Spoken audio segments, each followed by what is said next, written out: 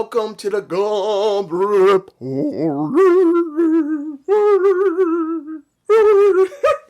I didn't even know what that is. I don't even remember what. I know I saw it in a movie once. I forgot which movie. Maybe Pee Wee plays out. Pee Wee. You know, a little story. You'll love this. Pee Wee from Pee Wee's Playhouse was the most loved person after when it came to Mr. Rogers. There was no one who people loved more than Pee Wee except Mr. Rogers or Mr. Rogers' Neighborhood. When that boy was caught going to a what it used to be called, a peep show. No, not peep show. One of those peep show movie theaters, jerking off to gay porn, it destroyed him. Now, mind you, myself, I won't lie, when I was in my early 2021, before I met my wife, my girlfriend at the time, I did go to one of those, I'd gone to a peep show, and I went to one of those theaters that was specifically for you to jerk off in and fuck. Back in the 90s, you used to be able to do that. You used to be able to go to a special movie theater on 42nd Street that was specifically for you to go and jerk off to, or if you had your significant other, go into a nice dark corner and do your business. Now, for me, I went in there and I thought it was supposed to be men and women fucking because the advertisement outside said men and women fucking. But when I went in and I sat down, it was strange because there was very few people in there, of course, because you don't want the entire thing crowded. How are you going to do your business? But it was gay porn myself. I did not realize it. And I'm going, what the fuck? And I heard a guy in the background say, yeah, man, get it deeper. And I said, I'm out. I'm bailing. I literally went to a rundown old movie theater that was converted for porn. It was supposed to be, the advertisement was supposed to be men and women fucking. But when I went in, it was men fucking. And I heard a guy in the background talking to his significant other saying, put it in deeper in basically my ass. And the minute I heard that, within 5 minutes, I'm going like, I'm out. I'm bailing. I'm done. I'm not going to lie about it. There's nothing wrong with it. I'm 50. That was when I was 20. I was 30 years ago. Well, 29 or 30 years ago that happened. I was young, literally. Another incident. You love this. I was trying to look for a job at the time. Same time. Well, no. About a year after. When I was 22 to 23. My mother had passed away, unfortunately. No. When I was 23 years old, my mother passed away. I was going to technical college. That was several months afterward. I really had no time to mourn. And I needed work. I needed to get some work. I wasn't getting much money from, unfortunately, I was on welfare. Being dyslexic and my learning disability, I was trying to get work. And someone said, why don't you try down to 42nd Street? They got jobs that you don't need to worry about having a college education. You can just go there, clean up and stuff. And I did that. I went to a strip club. And this is like, really? Because this happened also. I went to one of the strip clubs saying, I wanted to see if I can get work. I walked in, it was during the day, not night, because there was no women there. And I went and I asked the bouncer, I said, dude, I'm looking for work. Is there any jobs here to go in? And the guy said, you want to do work? I said, yeah, I want to get some work. And he said, okay, there could be some work, but have you ever worked in a club like this before? And I said, no, I'd never done anything like this. So you never done a club where there are guys that are girls? And I said, what? We got guys we got girls with titties that got dicks. I said, what? And that's what he said. He said, if you were someone who wanted to go in and just watch, you would see guys that are girls with dicks. I said, oh, well, I had no idea what to say. I thought it was just going to be women stripping.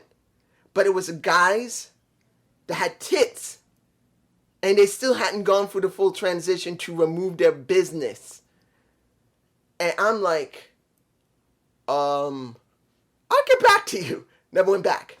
I found work somewhere else. I actually got it through welfare, working at the criminal court building back then. They used to have a special, I think they still got it called WEP, and work assistant program. And I was one of the first to actually go on it when it first came out.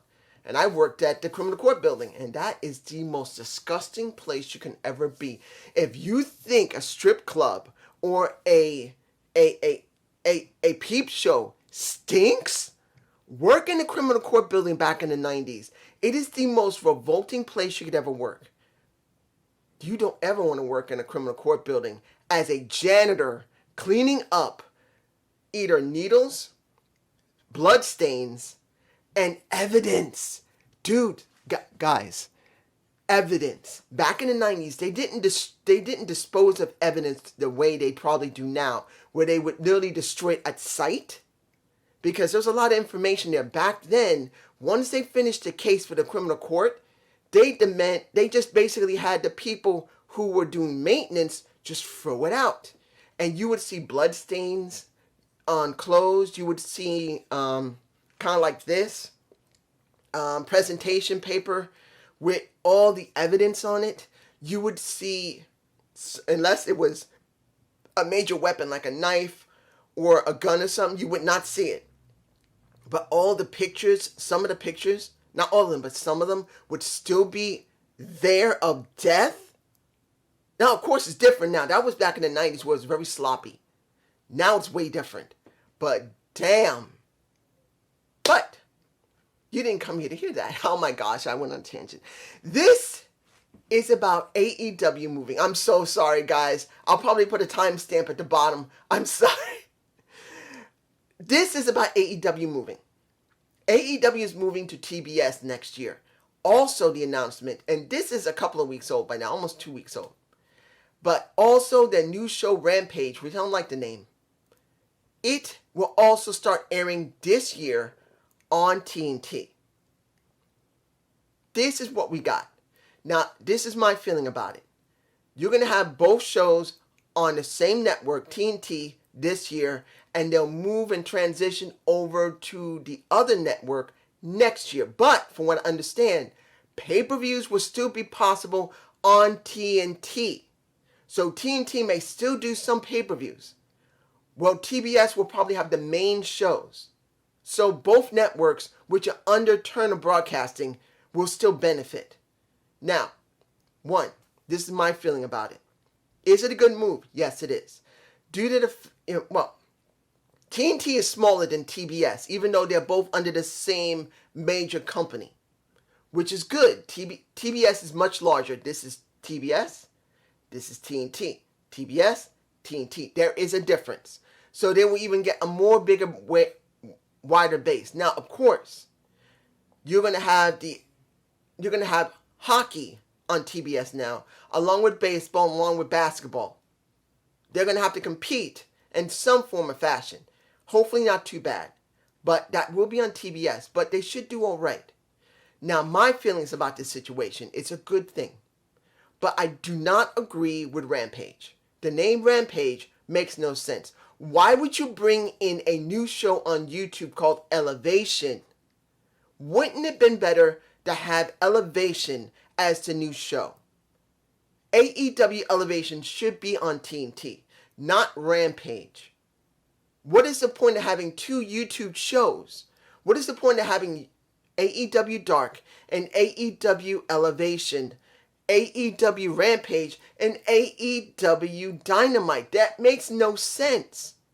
4 shows. One of those shows on YouTube is redundant. Which one? It should be Elevation. Elevation should be discontinued and it should just be Dark, Rampage, Dynamite. Or better yet, get rid of Rampage. Say in a press conference that we're getting rid of the name Rampage and we're changing it. Because you already have a show that's running right now that already has Paul White on it. The Big Show. Why not put him on TNT on a Friday, 1 hour? That's how long it's supposed to be. It makes better sense to put a show that you just came out a couple of months ago onto the show and onto the network you're about to go to in August. It doesn't make any sense to me. To me, it just seems stupid. Honestly. Now, mind you, a lot of people are saying AEW's gone away from their original promise. They're supposed to make this a sport as much as possible, but it's still supposed to be pro wrestling. Many people are saying they diverged already, and not many people are happy about it. Many people believe that the booking has not been good, that the Bucks have not been good, that Kenny Omega's not been good. When it really comes down to it, when it see the women's division, it sucks still. I'm very, very, very scared that when Double or Nothing comes, we are not going to see a change from Shida. Hikaru Shida will probably stay the champion after Double or Nothing. And the minute that happens, they're going to be pooing for it. I could be wrong, and Britt Baker will finally gain that title, which she should have had it quite a long time ago.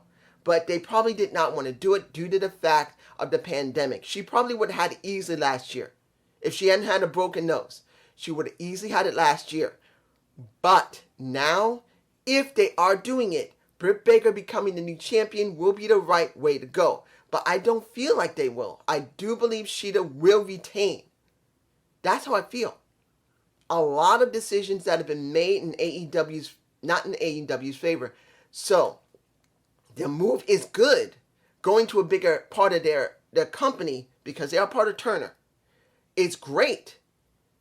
But I don't agree with having 4 shows, 2 on YouTube and 2 on a major network.